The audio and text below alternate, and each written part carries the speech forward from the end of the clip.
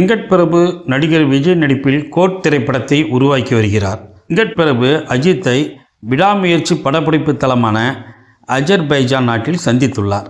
2011 வெங்கட் பிரபு இயக்கத்தில் அஜித், திரிஷா, வைபவ், பிரம்ஜி மற்றும் பலர் நடித்து மங்காத்தா திரைப்படம் வெளியானது. மங்காத்தா அஜித்தின் 50வது திரைப்படமாகும். இந்த படம் மக்களிடையே மிகப்பெரிய வரவேற்பை பெற்று பிளாக் பஸ்டரானது. யுவன் சங்கர் ராஜாவின் பின்னணி இசை மிரட்டலாக அமைந்திருந்தது.